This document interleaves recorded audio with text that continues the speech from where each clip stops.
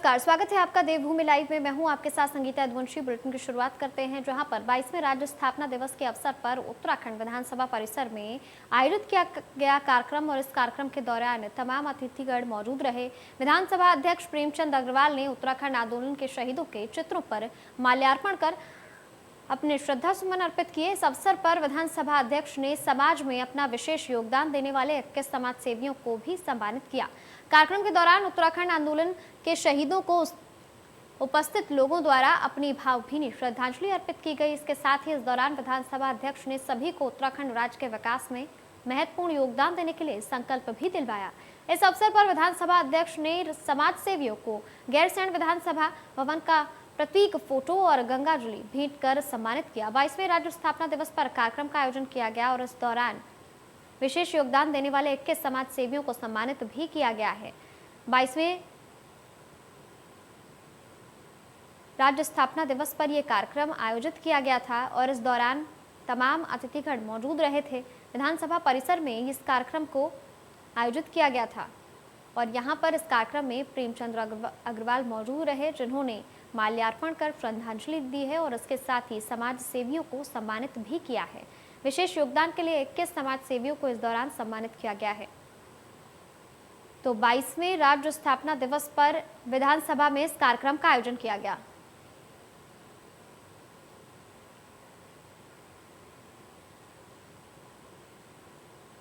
तो वहीं उत्तराखंड राज्य स्थापना दिवस के मौके पर सूबे में कई कार्यक्रमों का आयोजन हुआ। उत्तराखंड को बने हुए 21 साल हो चुके हैं। कई क्षेत्रों में विकास के कार्य हुए हैं, जबकि कुछ अधूरे हैं। इन्हीं तमाम मुद्दों पर bureau chief doctor Praveen Kumar ने पूर्व मुख्यमंत्री त्रिवेंद्र सिंह रावत से खास बातचीत की है। देखिए क्या कुछ कहना है उनका। उत्तराखंड को बने 21 साल हो गए हैं और किस तरह का रहा विकास का सफर उत्तराखंड का, इस पर बात करने के लिए हमारे साथ मौजूद हैं उत्तराखंड के पूर्व मुख्यमंत्री त्रिवेंद्र सिंह रावत जी। रावत जी, सबसे पहले तो इंडिया न्यूज में आपका स्वागत है और आज के दिन को आप किस तरह से देख रहे हैं और आगे किस तरह का रोड मैप चाहते हैं? देखिए, उत्तराखंड के लिए आज का दिन बहुत ही महत्वपूर्ण दिन है, जब तमाम लोगों ने बलिदान दिए, हमारे माँ बहनों ने, और उनके साथ अत्याचार भी हुए और फिर श्रद्धेय अटल जी के द्वारा उत्तराखंड राज्य का जो आश्वासन दिया गया था, उस राज्य का निर्माण हुआ। आज जब 21 साल हो रहे हैं, मैं आशावादी हूं और मैं तथ्यों के साथ ये बात कह सकता हूं कि 2000 जब उत्तराखंड राज्य बना था और 2021 जब राज्य 21 वर्ष का हो गया है, राज्य में आमूलचूल परिवर्तन हुए हैं। यहाँ पर तम विकास की नई नई गाथाएं लिखी गई हैं, चाहे इंफ्रास्ट्रक्चर का क्षेत्र होगा, स्वास्थ्य का क्षेत्र होगा, शिक्षा के क्षेत्र में देखिए, पर्यटन के क्षेत्र में देखिए, ऊर्जा के क्षेत्र में देखिए, तमाम उपलब्धियां राज्य ने हासिल की हैं। पर कैपिटा इनकम जो लगभग उस समय 25,000 के आसपास थी, आज 2 लाख क्रॉस कर गई है। मेडिकल जो शिक्षा है उसके क्षेत्र में देखें तो उसमें कुल मिलाकर हल्द्वानी मेडिकल कॉलेज था, वो भी ट्रस्ट का था। एक यहाँ पर private college Himalayan medical college था। आज राज्य में तमाम मेडिकल कॉलेज खुले हैं, अस्पताल खुले हैं, डॉक्टर्स की भर्ती हुई है। आज लगभग हमारे पास 2,500 डॉक्टर हैं। उस समय हमारे पास मुश्किल से 250-300 डॉक्टर हुआ करते थे। आज हमारे यहाँ ऑल ओवर रोड है, आज हमारे यहाँ रेल लाइन बिछड़ने का काम हो रहा है। तब हमारे राज्य में एक भी हेली सर्विस नहीं थी, आज हमारे राज्य में 2 दर्जन के करीब हवाई सेवाएं चल रही हैं और धामों के लिए सीजन पर प्राइवेट हेली सर्विस जो देश में नंबर 1 है, वो उत्तराखंड में है। लेकिन ये भी सच है कि लोगों की अपेक्षाएं बहुत अधिक हैं और कोई बुरी बात भी नहीं है। विकास कभी अवरुद्ध नहीं होता, रुकता नहीं है, अवरुद्ध होता है। विकास आगे बढ़ाता है। विकास की हमेशा डिमांड रहती है। तमाम दुनिया के देशों को भी अगर हम देखें जो एडवांस कंट्री हैं, तो वहाँ पर भी आज विकास की बात होती है और आगे बढ़ने की बात होती है। तो एक प्रगति का सूचक है। उत्तराखंड का जो जीवन स्तर है उसमें भी भारी सुधार आया है। तो इसलिए हम ये कह सकते हैं कि राज्य का जो 21 वर्षों का सफर है वो अच्छा रहा है, उसको बहुत अच्छा करने की जरूरत है। आपने जीवन प्रत्याशा की बात की कि लोगों के जीवन प्रत्याशा में भी और उसके स्तर में भी बढ़ोतरी हुई है, लेकिन पहाड़ों में आज भी स्वास्थ्य की समस्या आज भी है। लोग आज भी खाट पर जाते हैं, कई बार स्वास्थ्य सुविधा नहीं मिलने की वजह से दम तोड़ देते हैं। इसके अलावा जो आपने ऊर्जा प्रदेश जब राज्य बना था तो दो बातें खास तौर पे सामने आती थी। तो ये कहा जाता कि उत्तराखंड के पानी और उत्तराखंड की जवानी उत्तराखंड के कभी काम नहीं आती, और वो बातें आज भी वहीं है, वहीं खड़ी है। नहीं, ऐसा नहीं है। देखिए, उत्तराखंड में ऊर्जा के भी अनेक संयंत्र लगे हैं, और ऊर्जा में आज सोलर एनर्जी में मैं कह सकता हूं कि मेरे 4 साल में हमने लगभग 286 मेगावाट ये सोलर प्लांट को हमने अनुमति दी। हमने उसके लिए नीतिगत परिवर्तन किया, हमने उसको सोलर फार्मिंग नाम दिया, मुख्यमंत्री सोलर स्वरोजगार योजना दी। तमाम ऐसी जो परियोजनाएं हैं, अगर हम देखें तो कई परियोजनाओं का मैंने स्वयं लोकार्पण किया है। तो ऐसा नहीं है, ये भी समझ लेना चाहिए कि आज उत्तराखंड में जो जल विद्युत परियोजना है उनको लगा पाना बहुत कठिन हुआ है। उसके 2 कारण हैं। एक तो जो एनजीटी है उसके कारण तमाम तरह की दिक्कतें खड़ी हुई हैं।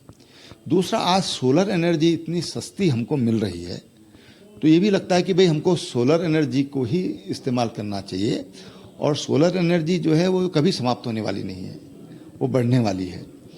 इसलिए सोलर पर फोकस किया गया है।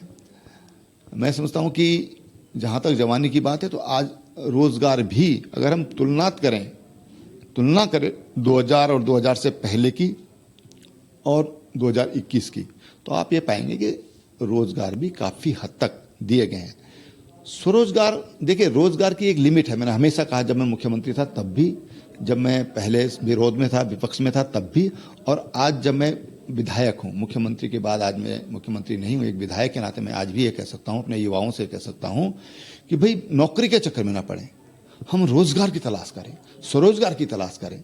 तो उसमें हम जहां हमको हम स्वयं अपने पैरों पर खड़े होंगे, वहीं हम 4 लोगों को स्वयं मौका दे सकते हैं। आप अगर चाहें तो एक महिला का उदाहरण मैं दे सकता हूं,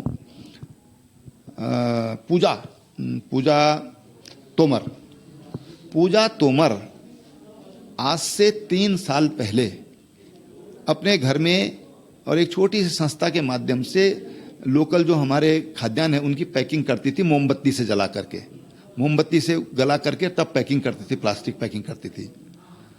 पूजा तोमर ने आज 70 लोगों को रोजगार दिया है देहरादून में, 70 लोगों को। वो पूजा तोमर, जब मैंने उनको पहली बार देखा था, अभी 5-7 दिन पहले मैंने उनको देखा, तो कहती मैं आज 70 लोगों को रोजगार दे रही हूं। तो मैं अपने बंधुओं से ये कहना चाहूंगा, अपने नौजवानों से ये कहना चाहूंगा कि हम नौकरी की बजाय हम स्वरोजगार की ओर बढ़ेंगे तो हम ज्यादा संतुष्ट भी होंगे और राज्य की प्रगति में भी अधिक योगदान दे सकेंगे। हम पिछले सवाल की तरफ ही बढ़ेंगे। ऊर्जा की बात आपने की, तीसरे नंबर पर ये राज्य होता था कभी देश में, आज 13वें से भी पीछे चला गया है। इसके पीछे क्या कारण मानते हैं? नहीं, देखिए, वो जो आप बात कर रहे हैं वो केवल ऊर्जा का क्षेत्र नहीं है, वो लॉजिस्टिक का क्षेत्र है। उत्तराखंड में आप ये भी देखिए कि औद्योगिक विकास कितना हुआ है। उद्योगों के लिए ऊर्जा की उतनी अधिक आवश्यकता है, विद्युत की आवश्यकता है, और आज भी देश में सबसे सस्ती ऊर्जा, चाहे डोमेस्टिक हो, चाहे कॉमर्शियल हो या इंडस्ट्रियल हो, सबसे सस्ती ऊर्जा आज भी देश में उत्तराखंड ही दे रहा है।